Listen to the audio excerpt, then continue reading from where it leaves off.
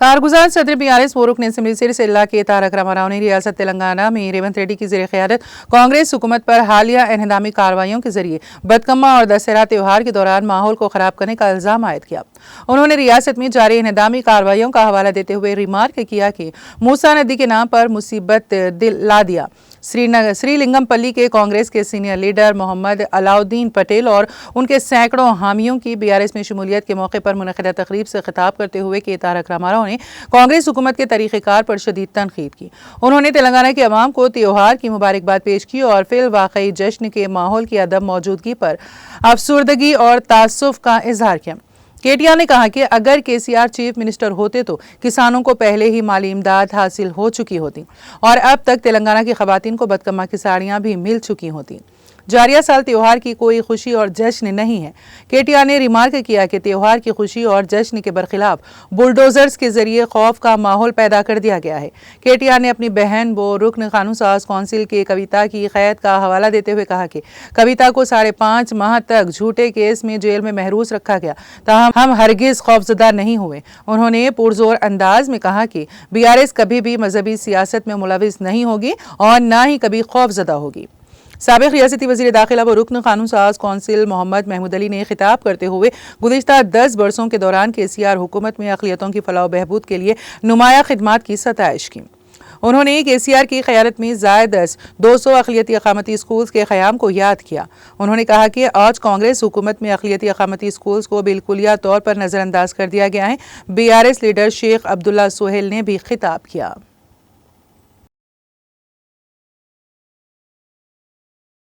मूसी के नाम पे मुसीबत ला दिए गरीबों के घर पे।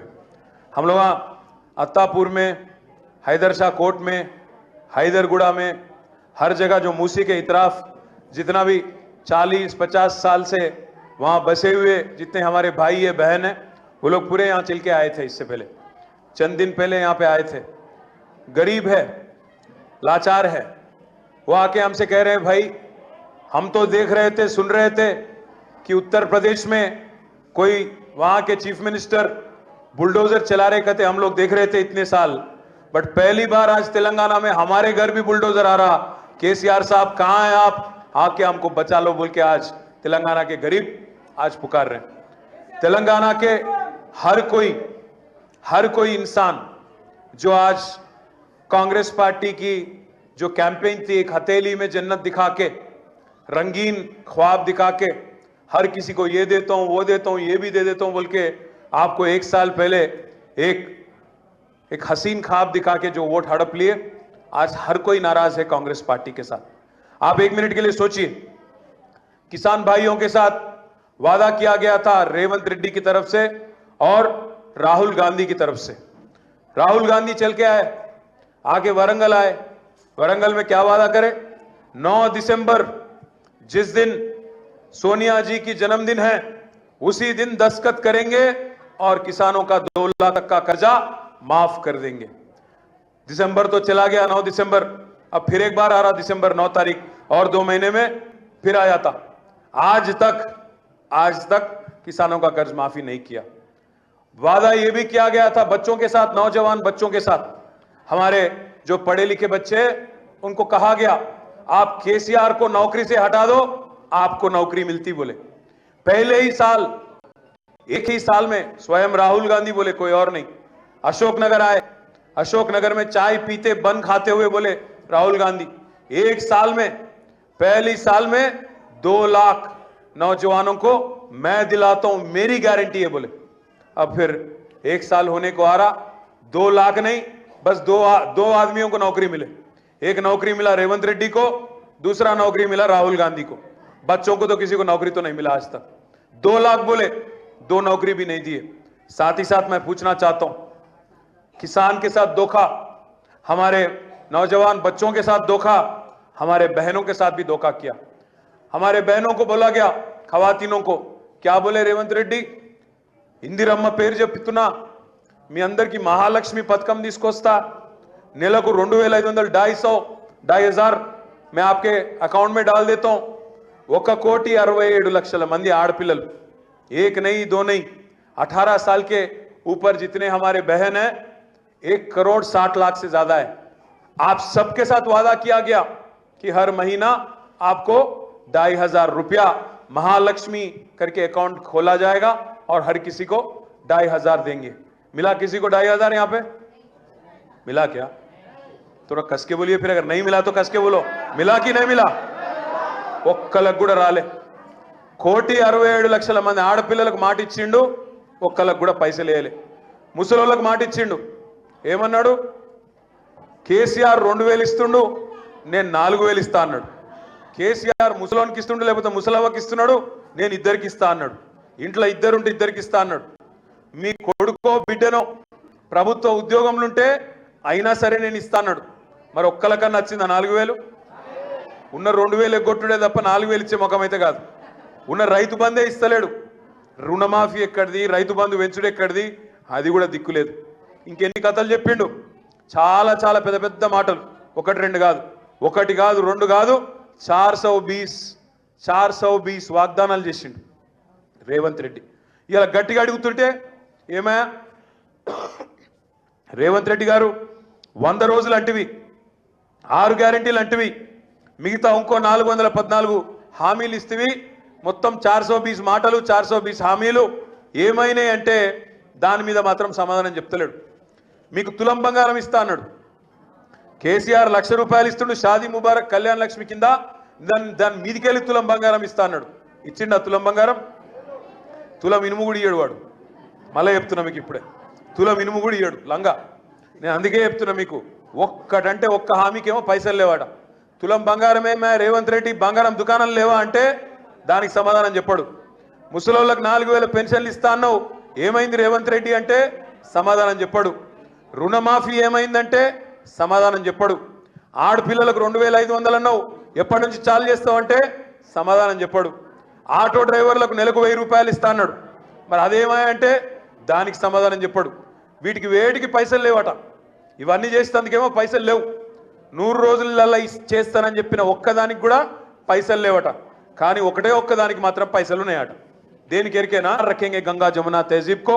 भाइयों की तरह हम लोग जो सैकड़ों सालों से हम लोग एक साथ हैं, चाहे हिंदू हो, मुसलमान हो, क्रिश्चियन हो, जो भी हो, मजहब आपका जो भी हो, भाई भाई की तरह हम लोग साथ चले, साथ रहे, आगे भी ये ऐसे ही बरकरार रहे, आगे भी और ये दोस्ती और ये भाईचारा और मजबूत हो, यही केसीआर साहब का नारा है। इसीलिए भाइयों आपको याद रखना चाहिए, हमको भी बहुत दबाने की कोशिश करे, डराने की कोशिश करे, हमारी बहन को ले जाके 5.5 महीने तिहाड़ जेल में बंद भी करे, हमने झुके नहीं, डरे नहीं, लड़े हम लोग, आगे भी लड़ेंगे जरूर। मैं वादा करता हूं आपसे, चाहे वो हिंदू हो, मुसलमान हो, हमने कभी भी मजहब के नाम पे सियासत कभी करने की कोशिश नहीं की।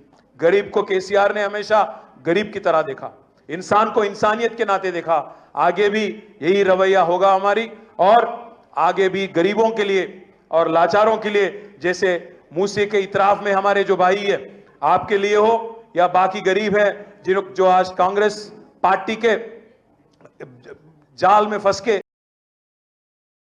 कर रहे हैं, उनके लिए भी हमारी लड़ाई जारी रहेगी। उम्मीद करता हूं हमारे अलावा आज पार्टी में शामिल ले रहे हो लीडर हैं, सारे लीडर आप भी गरीबों के लिए और लाचारों के लिए आप भी आवाज उठाएंगे, और हमारे सोहेल भाई, महमूद अली साहब, कृष्णा राव साहब और बाकी लीडर आपका हमेशा हमेशा आपका साथ देंगे। और मैं सोहेल भाई से भी कहना चाहता हूं, 30 तारीख जो प्रोग्राम आप करना चाह रहे हैं, जरूर आप महमूद भाई से एक बार डिस्कस कर लीजिए, और पूरा इंतजाम मैं कर दूंगा, आप अच्छा सा अच्छा प्रोग्राम आप ऑर्गेनाइज कर लीजिएगा। मैं फिर एक बार हमारे अलाउद्दीन को और आप सभी को मैं फिर एक बार इस्तेकबाल करता हूं। जय तेलंगाना। ఒక్కొక్క మాట ఆ పాదయాత్రలో ఈరోజు రేవంత్ రెడ్డి సూచన మేరకు ఛానల్ కోసం అయితే, కొడంగల్ నియోజకవర్గ ప్రజల ప్రయోజనాల కోసం అయితే పోయి అక్కడ కూర్చొని వాళ్ళకి కావాల్సిన విధంగా ఒప్పించి काम कर रहे हैं। गजेला साहब जो बहुत सीनियर लीडर है, और डाइस पर बैठे हुए मेरे तमाम भाई और बहनों, मैं एक दो बात बता दूंगा, क्योंकि सब लोग केटीआर साहब को सुनना चाहते हैं। केटीआर साहब ये हमारे स्टेट के लीडर नहीं है, लोग नेशनल लीडर से भी ज़्यादा रिस्पेक्ट करते हैं। उन्होंने जिस तरह काम किया है, जिस तरह तेलंगाना में अमल लाया है, जिस तरह हमारे महान और महात्मा लीडर केसीआर साहब ने 14 साल जद्दोजहद कर कर ये तेलंगाना हासिल किया है। तेलंगाना को पूरा लूटा जा रहा था। तेलंगाना को डेवलप करने वाले कोई लीडर है। तेलंगाना को इंडिया में नंबर 1 स्टेट की तरह बनाने वाले लीडर है। और सबसे अहम गंगा जमुना तहजीब लाने वाले कोई लीडर है तो केसीआर साहब है। 1948 से लेकर 2014 से तक सारे तेलंगाना में फिसादात हुआ करते थे। अभी सोहेल साहब ने जिक्र किया कांग्रेस इख्तियार पे आने के बाद क्या करती है, मुसलमानों को फिसादात में उलझा देती है, मुसलमानों को बर्बाद करती है। कांग्रेस 1-2 साल नहीं करीब 50 साल हुकूमत की है यहाँ पर। आज मुसलमानों का जो हाल है वही केसीआर साहब ने 9.5 साल में रेजिडेंशियल स्कूल कायम किए। कांग्रेस ने 50 साल में 10 रेजिडेंशियल स्कूल कायम नहीं कर सके, मगर केसीआर साहब ने सिर्फ 2 साल के अंदर 204 रेजिडेंशियल स्कूल कायम किए। 1,40,000 लड़के और लड़कियों को तालीम दिए। आप जानते हैं हमारे बड़े लोग क्या कहते हैं, इंसान को अगर संवारना है, तरक्की दिलाना है, दिल से उसकी तरक्की देखना है तो उसको सबसे पहले तालीम दो। तालीम देने वाले कोई लीडर है वो केसीआर साहब है। और गंगा जमुना तहजीब लाने वाले कोई लीडर है वो केसीआर साहब है। केसीआर साहब पॉलिटिकल पार्टी पावर के लिए नहीं बनाए थे, तेलंगाना हासिल करने के लिए ये पार्टी बनाई गई थी। और उन्होंने खासतौर से 2009 में मरण वक्त 11 दिन तक बैठा तेलंगाना के लिए, हमारा तेलंगाना चाहिए, क्योंकि तेलंगाना का पैसा पूरे का पूरा आंध्रा में खर्चा किया जाता था। यहाँ के लोगों को मुलाजिमें तो नहीं मिलते थे, यहाँ के लोगों के माशी हालात सही नहीं होते थे, हमारी स्टेट डेवलप नहीं होती थी। इसके लिए केसीआर साहब ने 11 दिन तक मरण पर बैठा था। पर 11वें दिन उनकी हालत इतनी खराब हुई थी, जब हमारे जयशंकर साहब जिंदा थे, साहब के बहुत से लोग जाके साहब से गुजारिश किए, साहब आप भारत तोड़ दीजिए, तेलंगाना बाद में लेंगे। केसीआर साहब एक बात कहा, मेरी जान गई तो परवाह नहीं है, मुझे मेरा तेलंगाना चाहिए, मेरी आवाम की तरक्की चाहिए। ये बोलने वाला कोई लीडर है वो केसीआर साहब। ये कांग्रेस पार्टी धोखेबाज पार्टी है, मुसलमानों को धोखा देती है, सारे लोगों को धोखा देती है। आप जानते हैं ना, केटीआर साहब सब चीज बताएंगे आपको हमारे साथ कैसा धोखा किया गया। हमें सिर्फ वायदे किए गए, गारंटियां बताए गए, मगर किसी पे अमल नहीं किया गया। एक मुसलमान मिनिस्टर को नहीं बनाया गया। आप उसके मुकाबले में केसीआर साहब को देखिए, उन्होंने डिप्टी सीएम का ओहदा दिया आपके भाई को, उन्होंने होम मिनिस्टर का ओहदा दिया। इसी को सेकुलरिज्म कहते हैं। ये सेकुलरिज्म बोलने से नहीं चलता, मुसलमानों को हर जगह फिसादात में उलझाने से नहीं चलता। ये रेवंत रेड्डी के बारे में जो आप सुन रहे हैं, किस तरह गरीबों को खत्म करें।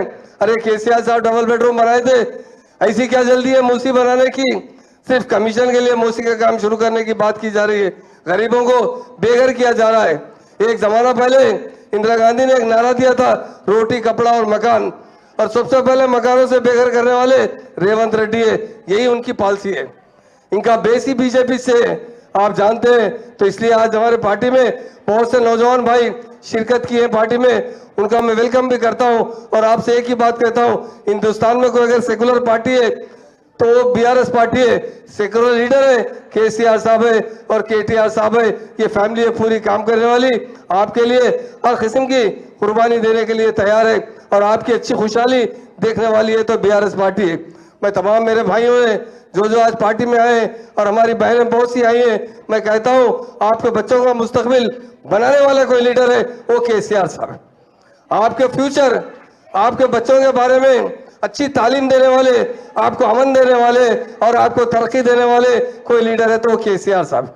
इसलिए मेरे भाइयों बहनों, बहुत सी बात तो केटीआर साहब को बोलना है, आप सुनेंगे। मैं मीडिया के भाइयों से भी कहता हूं, ये वायदे करके, झूठे वायदे कर गारंटी देकर पावर में आने वाली पार्टी कभी भी टीआर से नहीं सोची। कोई वायदा नहीं करते हुए केसीआर साहब ने हर किस्म से तरक्की दी है। आज गरीब लोग दुआ दे रहे हैं हाथ उठाकर, आप व्हाट्सएप में देख रहे हैं, बोल रहे कि अरे केसीआर साहब कितने अच्छे इंसान थे, हमें 9.5 साल में कभी बेघर नहीं किया, मगर ये रेवंत रेड्डी 8 महीने में आने के साथ ही हमें बेघर कर रहे हैं। मेरे भाइयों बहनों, आपका हमेशा फ्यूचर, आपकी मुस्तकबिल, जिंदगी आपके बच्चों की अच्छी बनाने वाले कोई लीडर है वो केसीआर साहब है। केसीआर साहब एक अमली इंसान है, हमेशा लोगों को खुशहाल देखना चाहते हैं, सबको तरक्की दिलाना चाहते हैं। इसलिए मेरे भाइयों बहनों, जो आज बीआरएस पार्टी में शामिल हुए, यकीनन मैं उन सबका शुक्रिया अदा करता हूं। और एक बात बताता हूं, हमारे केटीआर साहब भी बड़े डायनेमिक लीडर है, बड़े हमदर्द इंसान है। आप जानते हैं जब मूसी नदी को आज नहीं कल डेवलप कर सकते हैं। इमीडिएट मालूम होते ही 10 करोड़ रुपए का ऐलान किया गया कि हमें किसी भी तरह लीगल सपोर्ट के लिए। आप देखिए लोग जो है तमाशा देख रहे हैं। केटीआर साहब ने जगह जगह जाकर प्रोटेस्ट भी किया है, लोगों को मुखातिब भी किया है कि आप डरिए मत, हमें बुलाइए, हम आपके साथ रहेंगे। हम यही चाहते हैं हमारे बहन और भाई अच्छी जिंदगी गुजारे। और किसी ने आज़ाद हिंदुस्तान होने के बाद 1947 के बाद किसी ने मुसलमानों की तालीम पर तवज्जो नहीं दी। अगर तवज्जो देने वाले कोई लीडर है वो केसीआर साहब है। गरीब मुस्लिम बहनों की शादी के लिए 1 लाख रुपए देने वाले वो केसीआर साहब है। इसलिए मेरे भाइयों बहनों, आपने बहुत अच्छा काम किया बीआरएस पार्टी में आकर। यही पार्टी आपको हक दिला सकती है, आपको तरक्की दिला सकती है, आपको अमन दिला सकती है। हर शोबे हयात में दूसरी कौमों की तरह तरक्की करने का मौका देने वाली कोई पार्टी है वो बीआरएस पार्टी है। इसलिए मैं तमाम भाइयों बहनों का शुक्रिया अदा करता हूं, क्योंकि आपके दिल में है। सबसे पहले केटीआर साहब को सुनना आपके दिल में है। वो एक बहुत डायनेमिक लीडर है। हम नहीं कहते, तमाम स्टेट के लोग कहते हैं, हिंदुस्तान के जितने स्टेट है वहां के बड़े बड़े लीडर कहते हैं केसीआर के पास अगर कोई डायमंड हीरा है वो केटीआर साहब है। जरूर एक अच्छा इनकलाब लाएंगे, बहुत दूर नहीं है। लोग दिल से दुआ दे रहे हैं, गरीब हमारे बहनें दुआ दे रही हैं। व्हाट्सएप पे हम देख रहे हैं। ऐसे जालिम हुकूमत से हमें निजात दिलाइए, जल्द से जल्द इनकलाब आए ताकि फिर से केसीआर साहब चीफ मिनिस्टर बने, हम तमाम लोगों को राहत मिले। यही गरीबों का नारा है। जो मुझे मौका दिया गया है उसका मैं शुक्रिया अदा करता हूँ। जय तेलंगाना, जय जय तेलंगाना। अभी महमूद भाई आपसे मुखातिब करें, मैं अलाउद्दीन को चाहूँगा कि आप अपने ख्यालात 2 मिनट ज़ाहिर करें, मगर उससे पहले एक बात आपको कह देना चाहता हूँ। बहुत से लोग ये कह रहे हैं कि इतनी सब होने के बाद केसीआर साहब खामोश बैठे हुए हैं और अपोजिशन इसको बहुत उठा के बात कर रहा है जहाँ बोले वहाँ। मैं आप सबको एक बात बता देना चाह रहा हूँ, एक छोटा सा अशार है, उसके ज़रिए आप समझ जाएंगे। झरने ने कहा समंदर से, झरना मालूम है ना आपको, जो पहाड़ से ऊपर से गिरता, गिरने में खूबसूरत गिरता, आवाज़ के साथ गिरता। तो झरने ने कहा, झरना बोले तो समझ जाना मैं टिल्लू की तरफ इशारा कर रहा हूं। झरने ने कहा समंदर से ये उड़ उड़ के, झरने ने कहा समंदर से ये उड़ उड़ के बता तुझ में मुस्सा जोश कहां। तो समंदर से एक आवाज आई, समंदर केसीआर साहब को बोल रहा हूं, समंदर से एक आवाज आई जिसमें जितना जर वो उतना खामोश। याद रख झरने, जब हम अपनी पे आते हैं तो एक सुनामी में तेरे जैसे 100 झरनों को उठा ले चले आते हैं। तो केसीआर साहब खामोश नहीं है। तेलंगाना की हर मूवमेंट पे उनकी नजर बराबर रखी हुई है, बराबर हिदायत मिल रही है केटीआर साहब को। और आप ये मत समझना जब केसीआर साहब बाहर आएंगे, मैं समझता हूं तेलंगाना की जमीन कम पड़ेगी रेवंत रेड्डी को भागने के लिए।